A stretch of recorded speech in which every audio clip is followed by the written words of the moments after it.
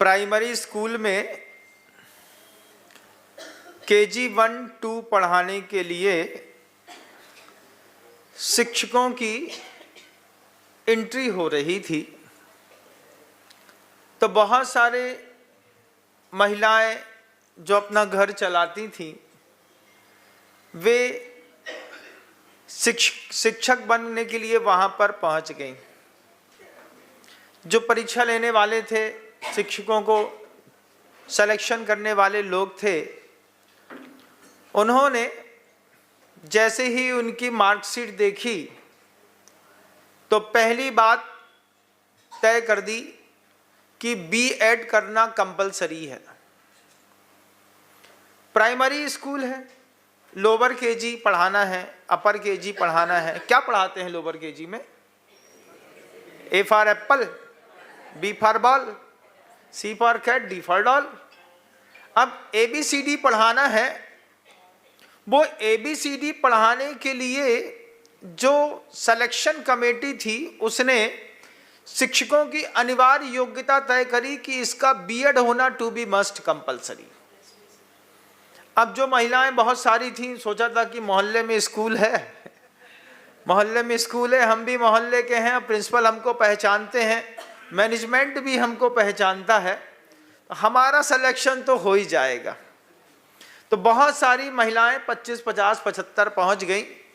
अब उसमें से 5 महिलाओं का सिलेक्शन करना था, एक भी महिला का B.Ed नहीं निकला। अब B.Ed नहीं निकला तो प्राइमरी की जरूरत बता दी उनने, भैया कि आपको अनार का पढ़ाना है तो आपको B.Ed लगेगा। अब ये महिलाएं खड़ी होकर के कहती हैं कि हमको बात समझ में ना आई, छोटा सा बच्चा है, इस छोटे से बच्चे को सिर्फ अनार का, आम का, इमली का, उल्लू का पढ़ाना है, इसमें B.Ed का क्या काम है? ABCD पढ़ाने में कौन सा B.Ed? 2 1 2 पढ़ाने में काहे का B.Ed? जब cos theta, tan theta, sec theta मान निकालना हो, फिजिक्स, केमिस्ट्री, मैथ पढ़ानी हो, बायोलॉजी पढ़ानी हो, साइंस पढ़ाना हो, एक्स्ट्रोनॉटिकल कोई चीज़ें पढ़ानी हो, डिफेंस एकेडमी कुछ पढ़ाना हो, जब MBA पढ़ाना हो, CA पढ़ाना हो, CFA पढ़ाना हो, जब IFCA पढ़ाना हो, जब उसके अलावा कुछ और पढ़ाना हो, तब तो एजुकेटेड पर्सन्स चाहिए, चल जाती है बात समझ में कि B.Ed होना चाहिए, M.Ed होना चाहिए, MSc पास आउट होना चाहिए। लेकिन छोटा सा बच्चा अनार का, आम का, इमली का, उल्लू का पढ़ाना है, ककहरा पढ़ाना है, ABCDFG पढ़ानी है, और उसमें भी B.Ed चाहिए। जब वो B.Ed वाली बात आई तो 50-75 महिलाओं ने एक साथ पूछा कि अनार का पढ़ाने में B.Ed का क्या काम? शिक्षक जो लोग एंट्री लेने वाले थे, सिलेक्शन कमेटी थी, उन्होंने बहुत अच्छे ढंग से समझाया। बोले अनार का तो कोई भी पढ़ा देगा, मैं भी पढ़ा सकता हूँ और हमारे यहाँ का चपरासी भी पढ़ा सकता है। वो चपरासी भी रोज सुबह शाम देखता है कि अनार का, आम का पढ़ाया जाता है, पढ़ा देंगे।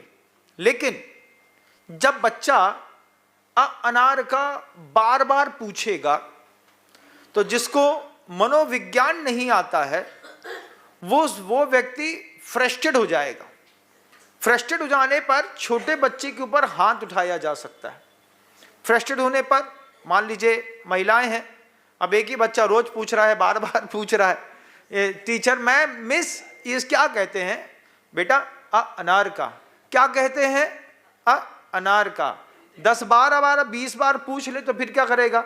उठा के एक झापड़ रसीद किया, समझ में नहीं आता है, अनार का, बैठ जाओ चुपचाप शांति से। तब सिलेक्शन कमेटी का वो जो कहना था कि वो जो फ्रस्ट्रेशन है, वो फ्रस्ट्रेशन इलिटरेट लोगों पर रहता है। जो लिटरेट लोग रहते हैं उनके दिमाग में फ्रस्ट्रेशन नहीं रहता, और बच्चे पढ़ने के लिए, सीखने के लिए आ रहे हैं, आपका क्रोध सहने के लिए नहीं आ रहे। तो सहिष्णुता जो आती है वो किसी के मनोविज्ञान को समझने पर आती है। और जब आप कभी भी B.Ed का एग्जाम देंगे तो आपको पूरा का पूरा मनोविज्ञान पढ़ाया जाता है। मैंने खुद B.Ed किया, M.Ed किया, दोनों चीज़ें मैंने करी। कब करी? 2019 में, जब मैं तिलवारा घाट में था, साधु बनने के 14-16 साल के बाद, वहाँ पर 3 महीने के लिए गुरुजी गर्मी में रुके, तो हमने पूरी बीएड की पुस्तकें पढ़ डाली। अब पढ़ंतरा तो हम लोग बनी गए, अब सारी बीएड की पुस्तकें पढ़ ली, एमएड की पुस्तकें पढ़ ली। उसके बाद बहन थी तो रानी दुर्गावती विश्वविद्यालय में हेड ऑफ द डिपार्टमेंट है, हमने उससे कहा कि हमने बीएड कर लिया है, तुम मेरा एक पेपर ले लो, मुझको पेपर देना है मुनि बनने के बाद। तो वो हंसने लगी, वो कहती है कि भैया आपने बीएड कब कर लिया? अब वो महाराज हैं लेकिन मुँह से भैया निकलता है। तो हमने कहा हमने बीएड की पूरी पुस्तकें पढ़ ली हैं, मेरा एक पेपर ले लो, मुझे पेपर देना है।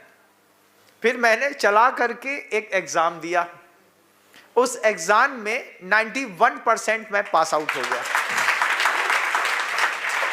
हमने कहा बिना पास लल्टी किए हमको नंबर देने हैं।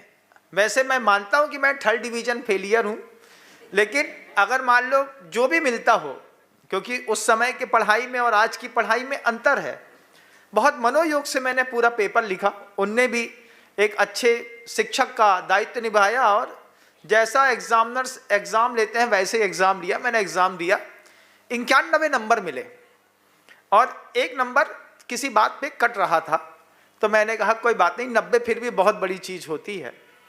बीएड किया, फिर वहीं पर मैंने एमएड किया, वहीं पर मैंने C++ सीखी, वहीं पर मैंने जावा इंटरनेशनल लैंग्वेज सीखी, वहीं पर साथ में रह कर के इतनी चीज़ें 2019 में सीख ली। तो जितनी भी कोडिंग होती है सारी कोडिंग मेरे दिमाग में आने लगी और सिखाने वाले बहुत अच्छे थे, रोज़ 1.5 घंटा दोपहर में आते और हमको सिखाते और चले जाते। जब आप किसी बड़ी जगह पढ़ रहे होते हैं तो आपको मार्कशीट की ज़रूरत पड़ती है, लेकिन जब आप व्यावहारिक जीवन में जी रहे होते हैं तो आपको अनुभव की ज़रूरत ज़्यादा पड़ती है, मार्कशीट की कम पड़ती है।